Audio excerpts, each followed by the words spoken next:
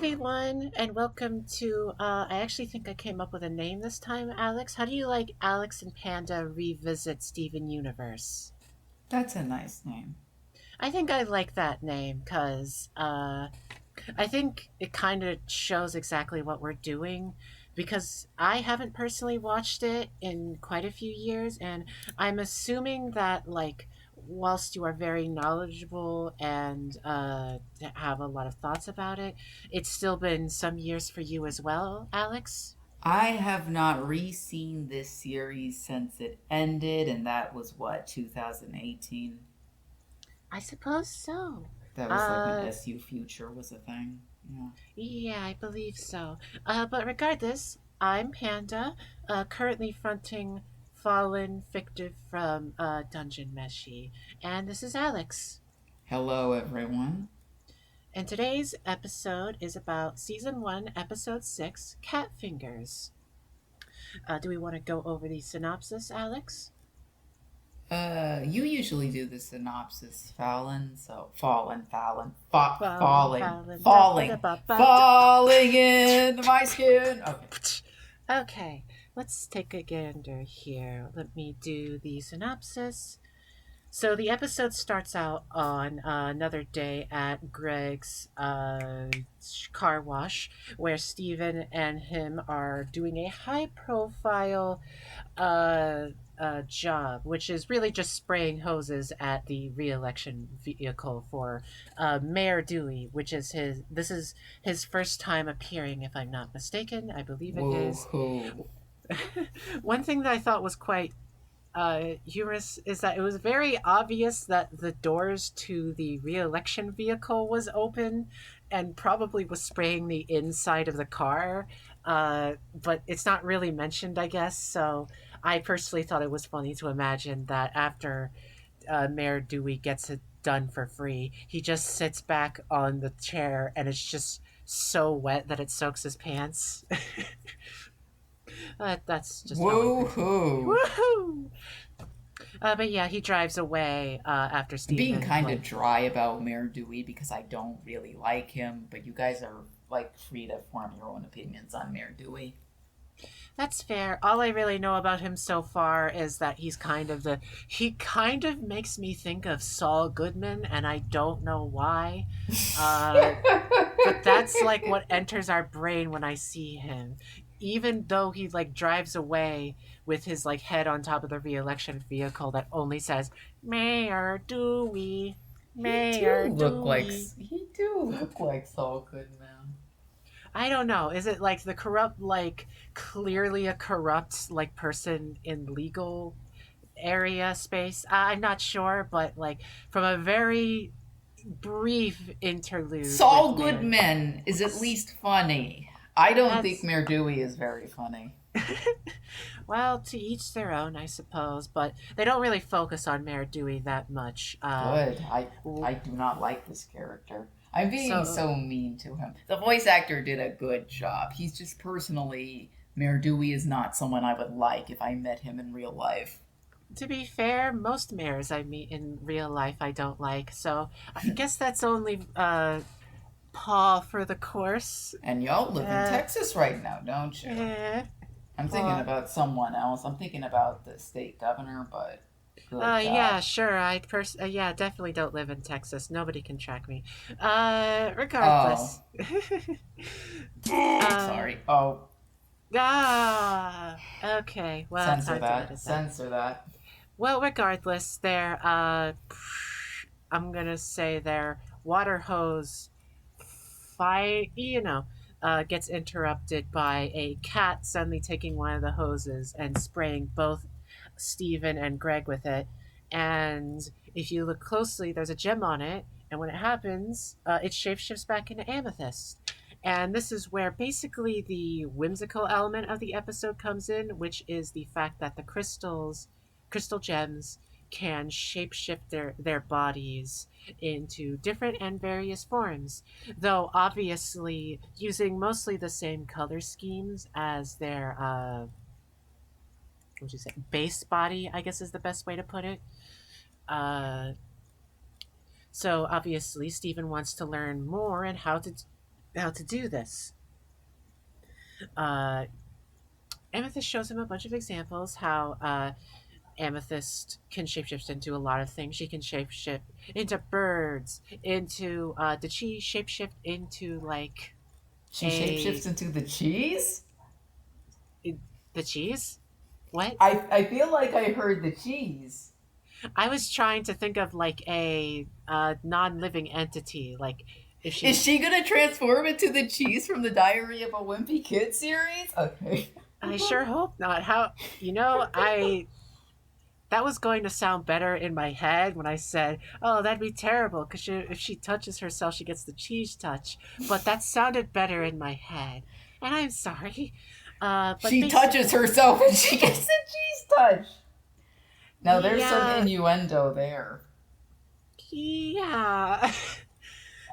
So Pearl warns Steven against like trying to shapeshift when he's such a newbie, and Amethyst actually agrees. So they try to start out small, something that won't take up too much energy or focus. So they decide to go with the cat like Amethyst did, and Steven forms a little kitty finger on his pointer finger, and it's just a little cat head that meows.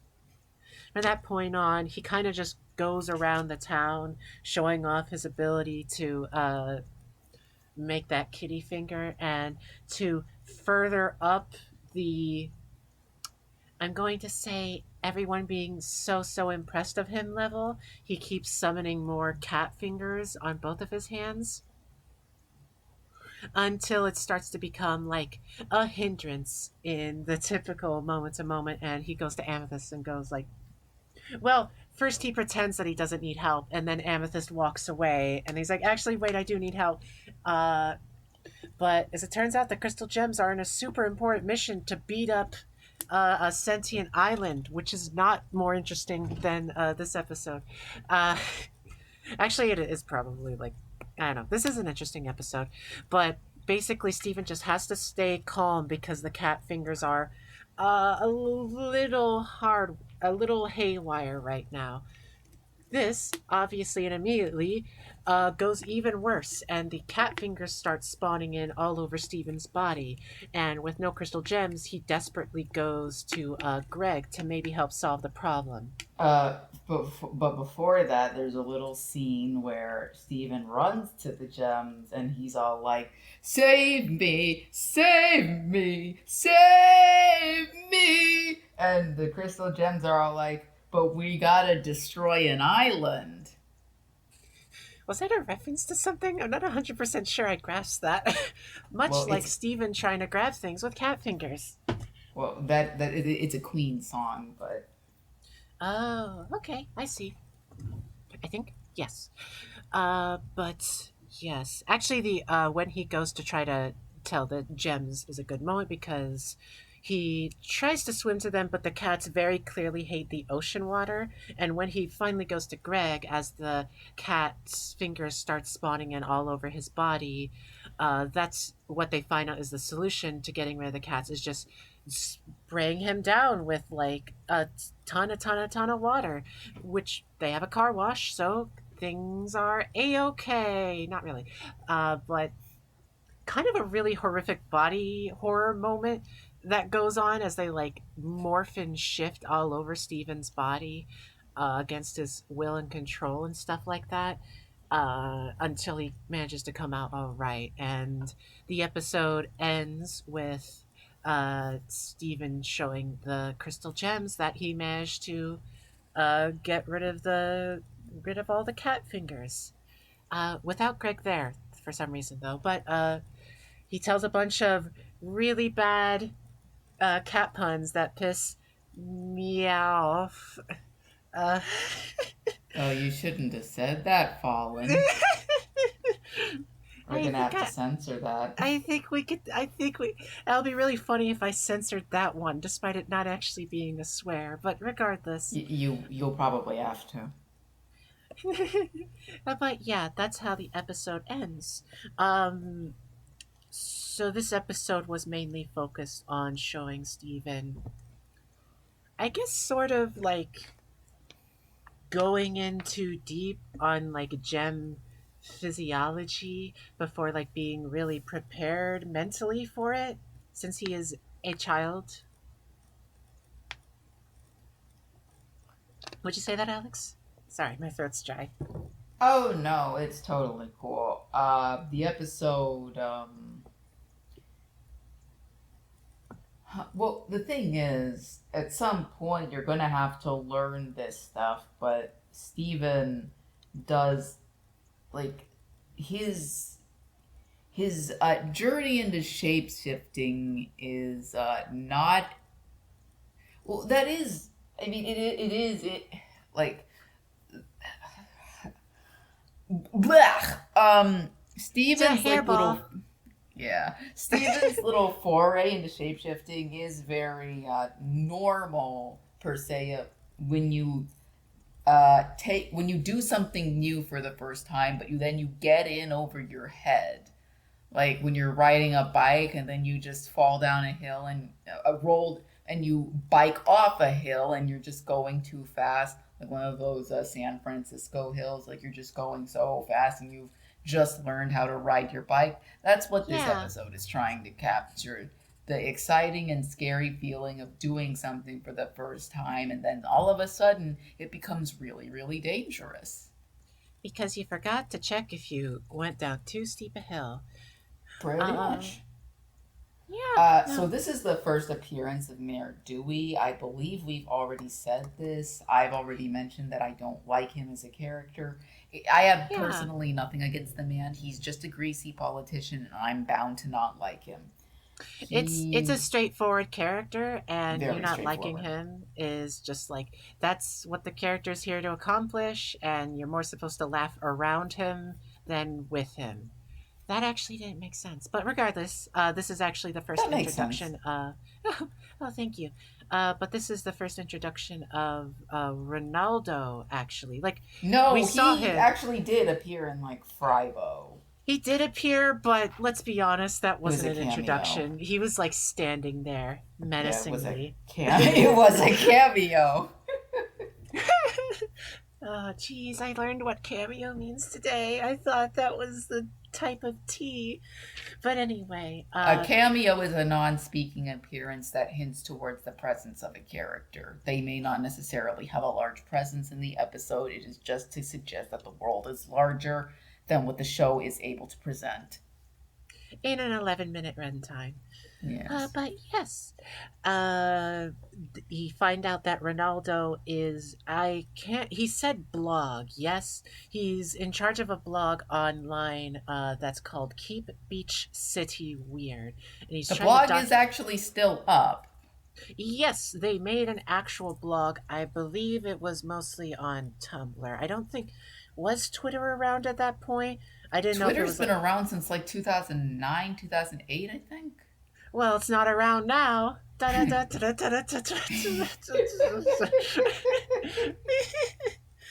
Oh, I am the one who twitted last, Twitter. But I am the one who tweets. I'm the one.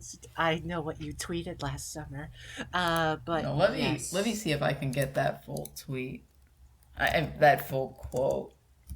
Oh, really? Well, I'll keep talking about Ronaldo, but yes, it's a very brief introduction to the character, but this is basically, I'm gonna say, the conspiracy theorist archetype kind of character, which slightly makes more sense for this kind of show, considering they're not really hiding these supernatural elements, are they? They're kind of just out in broad daylight Yeah, they're doing very it. much not trying to hide it. Okay. Okay, let me do the quote. Which Who are almost you is. talking to right now? Who Who are is you? it that you think you Oh no. see? Do you know how much I make in a year? I mean, even if I told you, you wouldn't believe it. Do you know what would happen if I suddenly decided to stop going to work? A business big enough that it could be listened to on NASDAQ goes belly up, disappears, it ceases to exist without me. No, you clearly don't know who you're talking to. So let me clue you in. I am not in danger, Fallen. I am the danger. A guy opens up his Twitter and he sees a take he doesn't agree with, and his mind melts. And you think that of me? No, I am the You, one who tweets. you're not I'm not trapped in here with you. You're trapped in here with me. Ah! I am the one who tweets. I I feel like am the one who Ronaldo would do tweets. that, Oh, like he beat for would. beat. That he would like Breaking Bad. Oh, that's what that's from. Now I remember. A lot of that universe sneaking into this episode. I'm not sure why. Uh, But we did mention. Well, it's probably because of Mayor Dewey looking like Saul Goodman. yeah, that's fair. It's funny because I didn't even realize the reference I was making when I was making it. But anyway, regardless, yes, Ronaldo, conspiracy theorist. Like, again, there is something slightly funny to me about the concept of a conspiracy theorist about something that isn't a conspiracy and is like in broad daylight at all times. I actually do Oh, kind of think that's a little funny. that is a very funny joke. Where like, look everyone, look at the series. It's like everyone's, yeah, I know. It's like, imagine if somebody was a conspiracy theorist if Godzilla was real, but like it happened 3 months ago. Like, yeah, of course, man. That's I kind of like that joke That actually. is so silly. That is such a silly line of thought. But yes, and here is the part of the episode where I actually think so. As we've discussed lightly before, I, Fallen, or the Trans Panda system in general, have been brought onto this podcast to discuss a certain topic and condition in humanity when it comes to relation to Steven Universe, and that is the Fallen has also been brought on because she was like the only person I could trust to be normal about Steven Universe. Like I know I keep saying this, but the Steven Universe discussion circles, the discussion circles around this show, they the have well has been. demonstrated an inability to have real discussions about the contents of Steven Universe. It is a bit of a poisoned well scenario, and I do partially blame the influx of Twitter taking over a lot of fandom. Uh, Communication, I guess, is the best way to put it. And it was also the Regardless, thing that y'all were talking about last episode. It's also the chuds poisoning the well. Okay, go ahead and talk about it's a lot systems. of things, but yes, we were brought in to discuss about plurality in the series, and I was curious what the first episode we were going to bring it up in, and I think I mm, it's hard to exactly say because this is kind of the first foot we get on when it comes to uh, somewhere in the ballpark of plurality. If somebody does not know what plurality is and they're watching this episode, I'm not exactly sure how you found this in the first place, but we respect you regardless. Plurality is an umbrella term to refer to what is normally indicative or referred to as dissociative identity disorder or other specified dissociative disorder 1B. We have other specified dissociative disorder, which is essentially DID but with no memory loss. There is a 1A, but that is the memory loss without the alters, so it's not really relevant technically, but excuse me, let me get some water. The point is, we, Fallen, and Co. are here to discuss the elements of how Steven Universe portrays uh, a entity made up of multiple entities coexisting in one body. And the thing with the cat fingers is that, and this is very specifically brought up in the show, that the cat's fingers are kind of doing their own thing without Steven's input. There is no control, there is no Ratatouille scenario where Steven is the rat and the cats are linguini. That's not exactly happening here.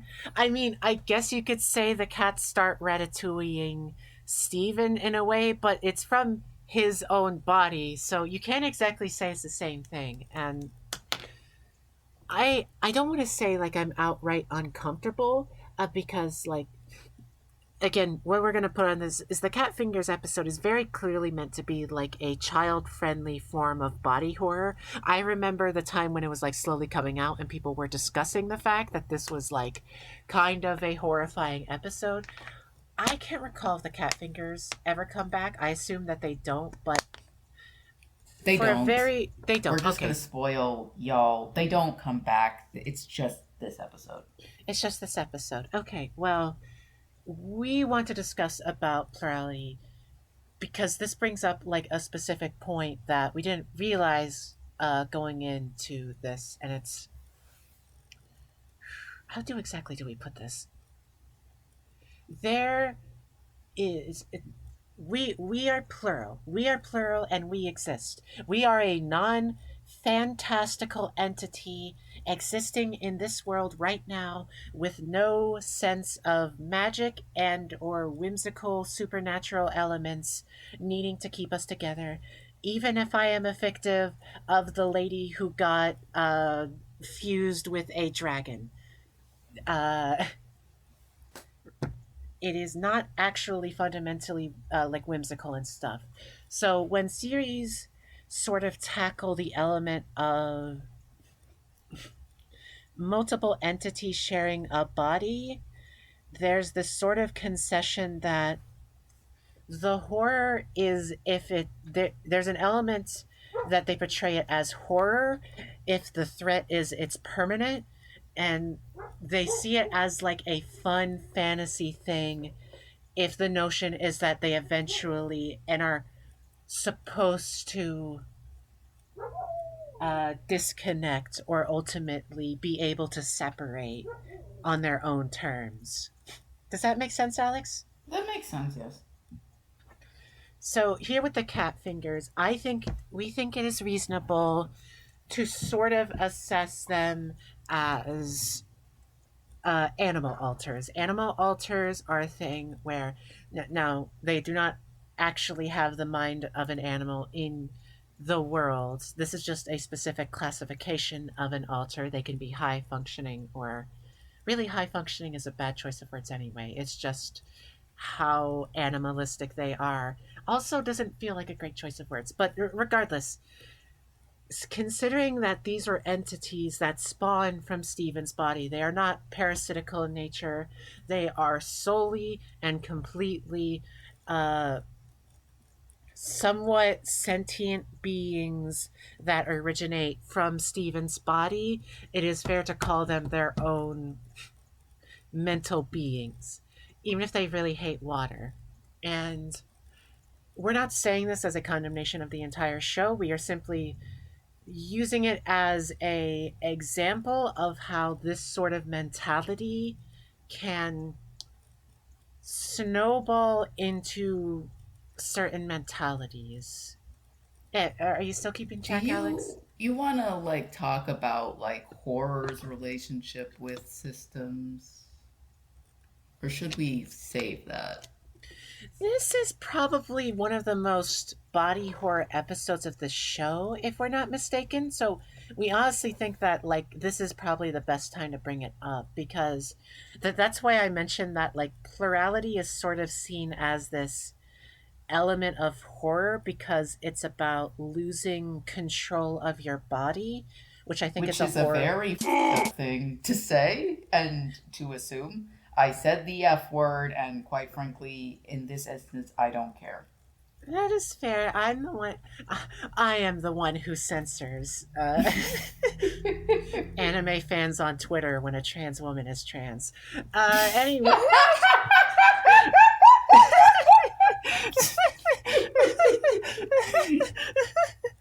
God.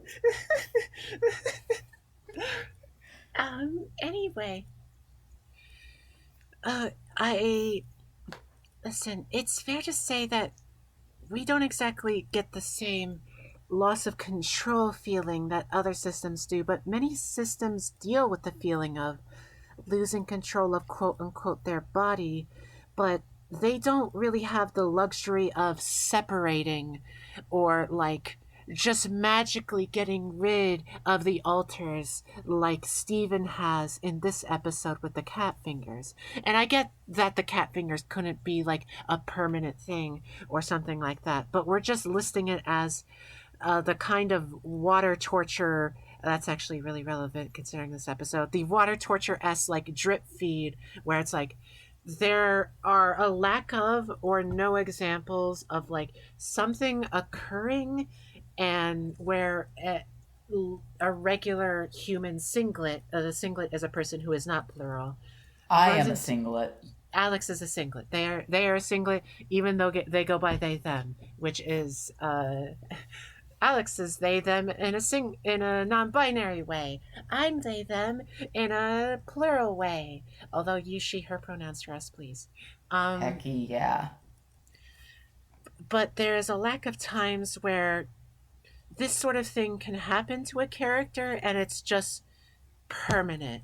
You rarely get an entity where they are happier to continue to coexist in the body with these elements in it. Uh, Personally, like if Steven Universe was more aware of plurality, and if we were writing on it, if we magically could teleport back in time, which is not relevant to this show whatsoever, um, we would actually probably bring in the cat fingers more. I mean, not every episode, mind you, more like a reoccurring existence, because we feel bad for the cat fingers. Those were like sentient animals in a sense. Those were not like the Stephen wasn't controlling those. So by definition, those had to be alive in a cat way. It's essentially a bunch of cats being erased out of existence. And speaking as a system, that is something that media is very delusionally convinced can reasonably be done with entities in a body, when it's not really realistic for most entities such as myself. We can't erase each other. We can't stop coexisting. We can't like fuse into one existence and then never be a system again. This is something that is developmental, and we cannot just separate from as easy as one, two, three. We can't just get water sprayed at us and I suddenly disappear from the system and I don't resurface for forever. Yeah. And again, this Sorry to isn't. laugh if that wasn't appropriate. It's No, just no, no, no. It's fine. It's fine. We're just because we're talking so in depth about this topic because we honestly don't think we'll be able to talk about this topic in the show again. But it's merely a case of you all will probably want to bring this up again.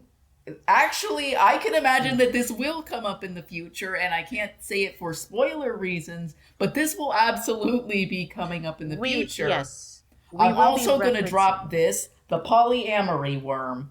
the. You are going to have a lot of thoughts about the polyamory worm.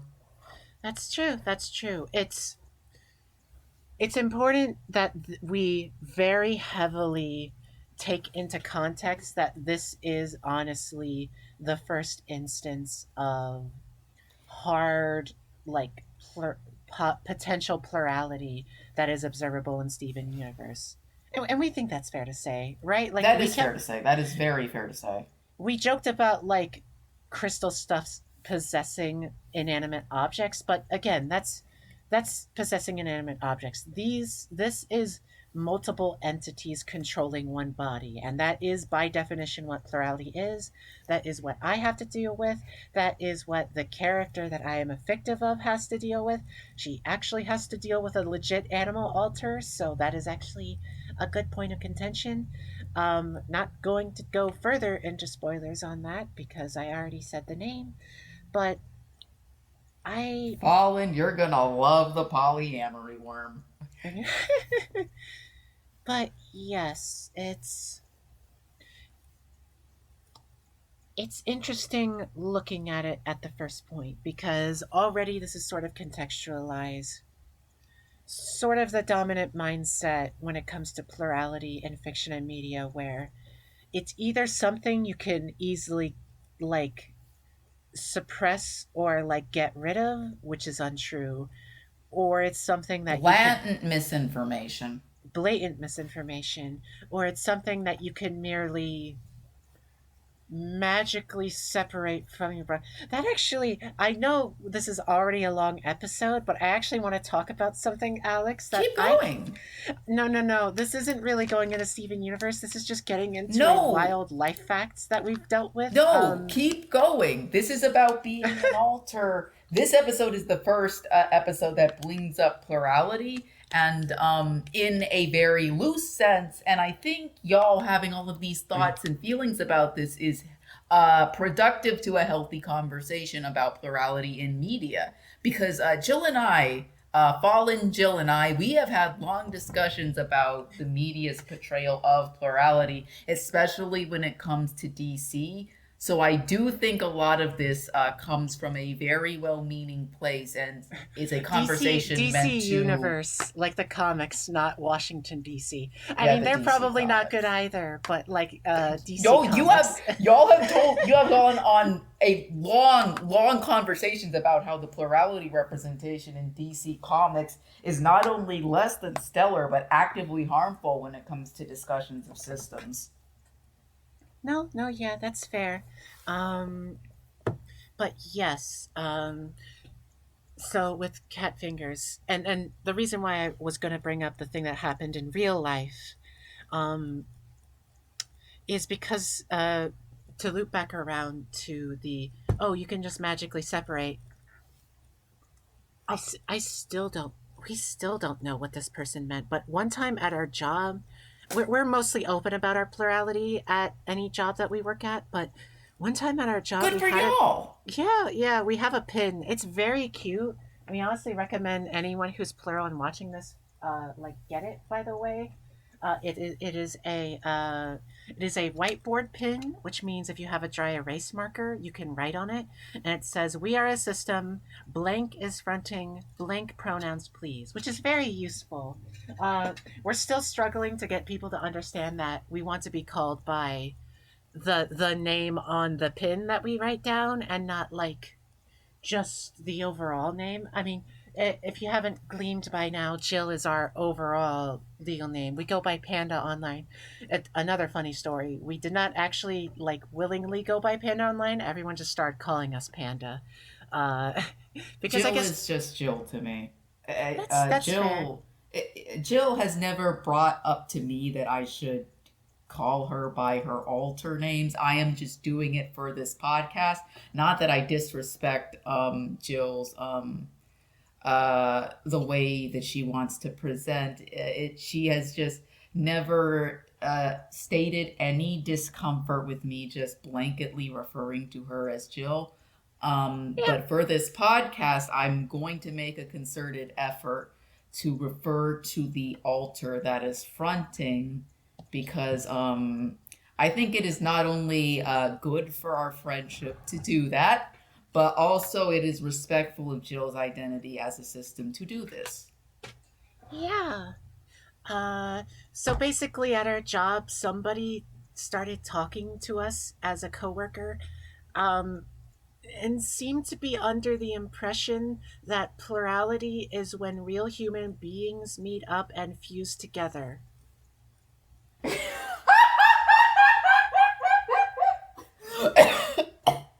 I I'm really trying to say this in the most logical way I could comprehend, but imagine being stuck in like a theme park toll booth and your coworker suddenly starts talking to you as if like, and the worst part is I think it was near the tail end of what she was saying. So she was saying a bunch of things, and like there were like little gleams in between the pockets of like her talking about people sharing a body together.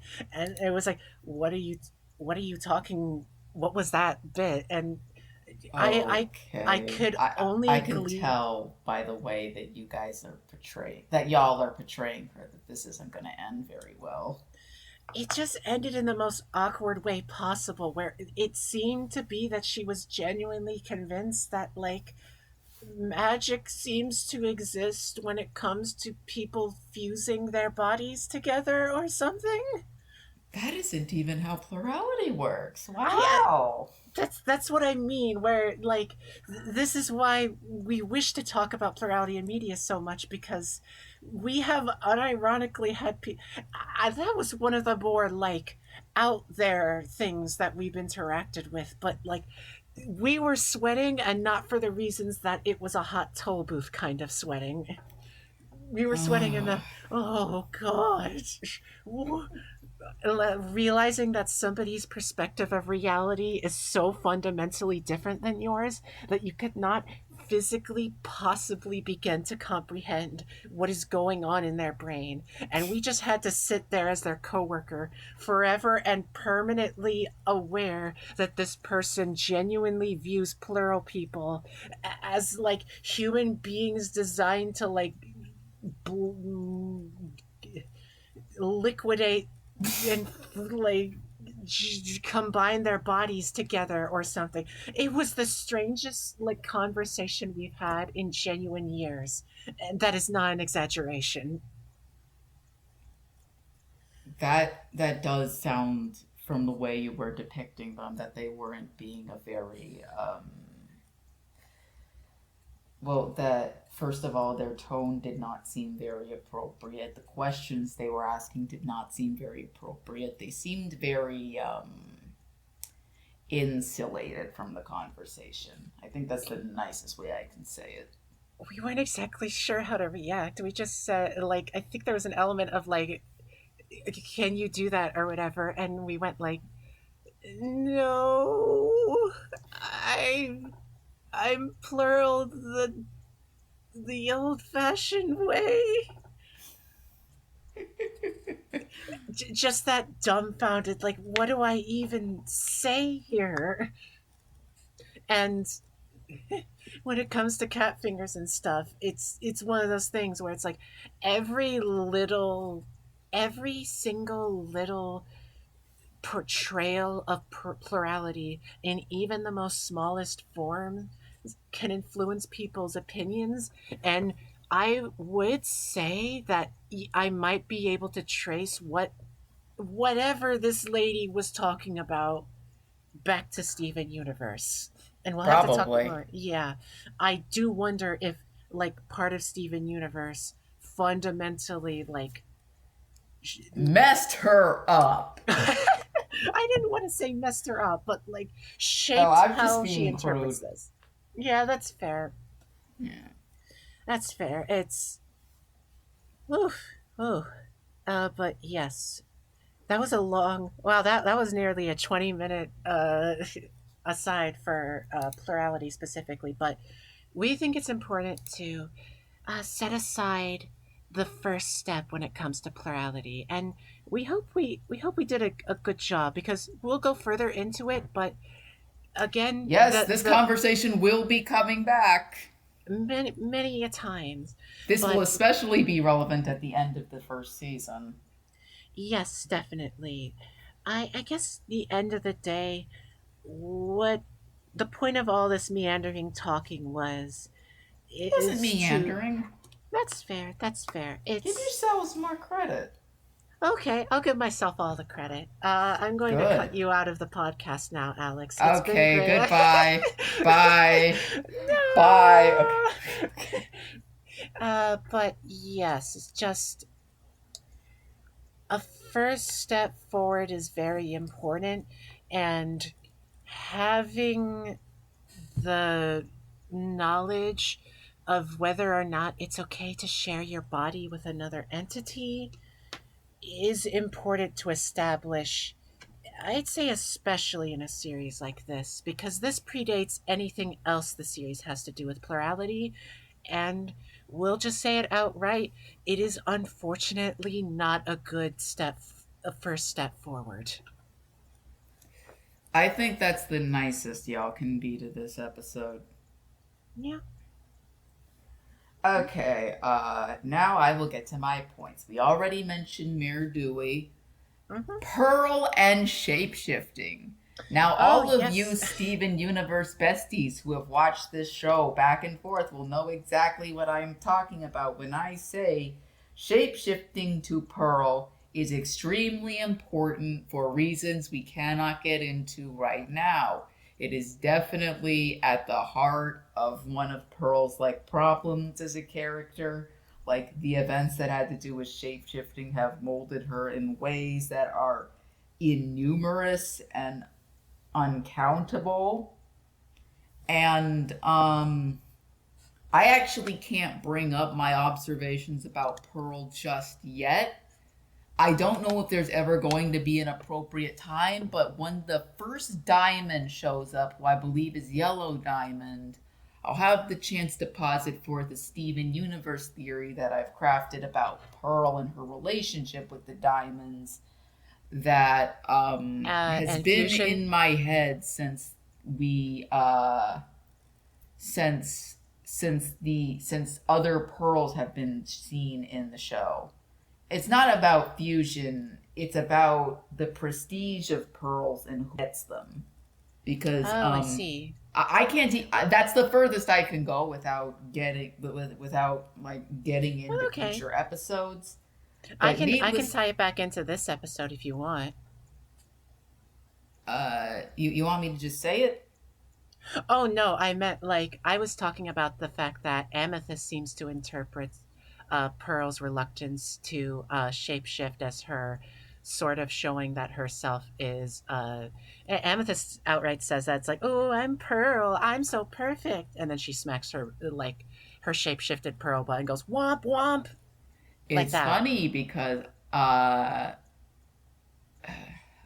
actually I can't even say that right now. Okay, the second point after the Maridui and the Pearl shapeshifting, which is the third point, but it's actually the second point for real, is Greg's apprehension about shapeshifting. We're going to have to put a pin in that because we're going to get to that episode pretty soon, but Oh, it is there. And oh my goodness, I'm just gonna. I talked about this very lightly in the episode with Cheeseburger Backpack, but I think I'm just going to say it now because we got a little glimpse of it. The writing in the show is low key misogynistic. What do I mean by that? What I mean is, Greg, more often than not, is presented as the guardian who gets things done with what the viewers see. He is very more often than not presented consistently as reliable, in contrast to the gems, who, despite them doing their gem stuff, absolutely fumble when it comes to Steven. And now you might, and now I can hear people saying, but Daft, what about the thing that you just brought up? The fact that the gems do the gem stuff and Greg does the human stuff and those worlds are separate. Here's the thing. I am but saying Daft. this. Yeah, what's up? No, that was me saying it. Okay, but the thing is, I'm not saying this just for this episode. This is an observation that I have picked up as someone who has seen the entire show through. Like, this I problem see. is only going to get more severe in nature and it is not going to be addressed. I do not blame the writing staff because if you know anything about the writing process of Steven Universe, you will know that men were very much consistently presented to be more functional than the women in the show. Like, there is serious misogyny in the writing of this show, and it is not the fault of the writers. It was a directive by Cartoon Network. Now, we are not going to get into Yes. the weeds of that just yet, but you can see the inklings of it starting to permeate the show. And it will become more disgusting, more vile, and more overtly violent the Oh more gosh. this show lives. All right. I surprised you used the word violent, but I haven't watched the It show in is a while. violent. Like, Oh. violence doesn't necessarily have to be somebody beating up someone else, like drawing blood. Violence is a system used to oppress someone. It doesn't necessarily have to be physical, it just has to be long term. That's I what see. violence means. It is a long-term process of systemic oppression. Okay. No, I could see that. And from what I'm recalling of what Cartoon Network was forcing to mandate in, I can kind of, yeah, it seems very, yeah, Skewed I in guess the like direction sexist and of the bigoted. men.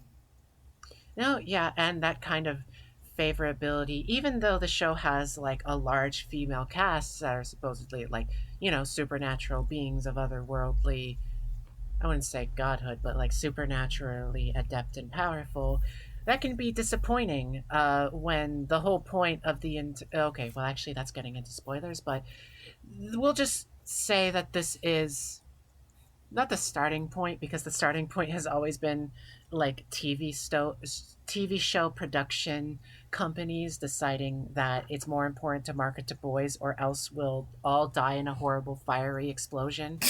Um, yeah, We have but to think also about the men! just like, oh, I guess we aren't showing the pilot, so whatever. Never mind. Oh, you're not gonna post the pilot Well, episode? I'm not 100% sure yet. It kind of felt like we've like sort of vented a lot of our feelings about the show overall ahead of the facts in the pilot episode, and like I sometimes worry Well, about that. it is a very meta episode in a sense. It's the episode that establishes the groundwork for the show, and it's more important in a pilot to talk about the conditions of it rather than the actual material, because the material of the pilot basically amounts to set dressing. Like a pilot is not substantial. That is a good point, and I'll have to consider where we put it later, It since might actually yeah. just be better if we're gonna post it to do it at the very, very end of season one. Yeah, that might be a good idea, honestly. Well, we'll think about it. But the podcast episode currently is 48 minutes, like 47 minutes long. Yes, it is. You want to just All right, call it here? I think we've discussed just about everything we can discuss with this episode. It's very very funny because I think last episode was like 15 minutes, right? Cat fingers has brought up a sensitive subject matter that does require a lot of examination, I believe. Yeah, no, no. And, well, we're very happy to introduce this topic and the importance of it possibly going forward. Also, Amethyst turned into a wrestler form, which will be relevant later, and I just wanted to reference that. But Oh that's about all yeah, we got. I was gonna say that, but you had this beautiful conversation about plurality, and I didn't want to. Yeah, thank you so much. They made a regular show reference. They did, and I didn't want to talk about it. I don't hate regular show, but I think that show fails more than it succeeds. It's been a long time since I've seen it. It's interesting, but I We think are that's all of our. probably not going to do a regular show retrospective unless there's a demand for it, and even then I don't know if both of us want to do that. In the back side of our brain, we sort of interpret regular show as having the same beats every episode. So I'm not exactly interested, more so in the sense that I feel like I'd be reviewing the same episode over and over, which isn't inherently a bad thing. It's just kind of not a good series for a podcast material. Does that make sense? How do I feel about regular show? It No. has significantly more problems than this show. Okay. Well, no, I that's know fair. that's a wild claim. I know, given the things that we've said about Steven Universe, you might wonder what is so bad about regular show that makes it a less enjoyable watch than Steven Universe. And Well, tune into our podcast, which we'll be filming next week. we are not doing a podcast on regular show. We are definitely not doing You that. almost said Steven Universe. That would have been really funny. I yeah. The regular show podcast is not happening. No, that's If fair. if That's people fair. want, we can do like a little mini episode, but no. Oh, that's fair. That's fair. Well, that's all we got in us. Actually, if we were to do a regular show podcast, I would actually want it to be one episode, and it would be specifically the episode where Mordecai and Rigby go on a double date with Margaret and Eileen, because I think that's the most interesting episode to look at in terms of how regular show views women. All right, I think we're done. I think we're done. Yeah, that's all. That's all, folks. All right, good night, everyone. Good night, everybody. Bye bye. If I could begin to be half of what you think of me, I could do about anything. I could even learn how to love like you.